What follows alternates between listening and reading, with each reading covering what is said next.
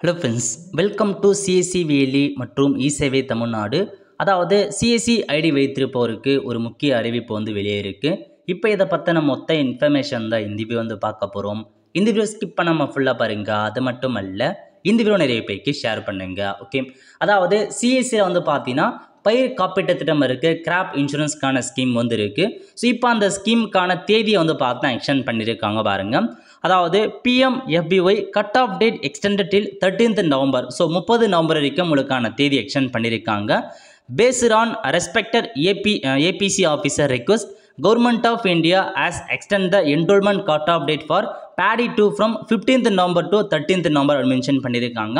அதாவது paddy 2 நெல் பயிர் பதிவு பண்ணுறதுக்கான கடைசி தேதி தமிழகத்தில் 15 நவம்பர் 2024 இருந்துச்சு. பட் இருந்தாலும் ஒரு சில தமிழகத்திலேருந்து ஆஃபீஸர் ரெக்வஸ்ட் பண்ணி கேட்டிருக்காங்க. அதன் காரணமாக கவர்மெண்ட் ஆஃப் இந்தியா பயிர் காப்பீடு செய்வதற்கான தேதி எக்ஸ்டெண்ட் பண்ணியிருக்காங்க. நெல்லுக்கு மட்டும் 30 நவம்பர் 2024 அது வரைக்கும் லாஸ்ட் தேதியாக கொடுத்துருக்காங்க. ஸோ அதுக்குள்ளே நீங்கள் அப்ளை பண்ணுங்கள், இன்சூரன்ஸ் பண்ணுங்கள் அப்படின்றத மென்ஷன் பண்ணியிருக்காங்க.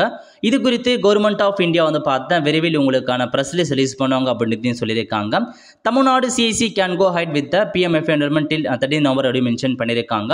ஸோ 30 தேதி வரைக்கும் நீங்கள் பயிர் காப்பீடு பண்ணுங்கள், லாஸ்ட் தேதி வரைக்கும் வெயிட் பண்ணாதீங்க. இதுக்கப்புறம் எக்ஸ்டெண்ட் பண்ண மாட்டாங்க. இதான் கடைசி தடவை.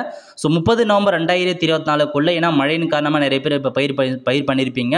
ஸோ நிறையா பயிர் இதுக்கப்புறம் மழை வரும். அதன் காரணமாக இன்சூரன்ஸ் பண்ணி வச்சுக்கோங்க. எல்லா பயிருக்குமே நீங்கள் பண்ணலாம். நெல்லுக்கு மட்டும் இன்னும் தேதி எக்ஸ்டெண்ட் பண்ணி கொடுத்துருக்காங்க. ஸோ நிறைய பேருக்கு தெரியாமல் இருக்குது. இந்த இன்ஃபர்மேஷன் நிறைய பேருக்கு ஷேர் பண்ணுங்கள். அடுத்த ஒரு நல்ல வீடியோவில் சந்திப்போம். நன்றி, வணக்கம்.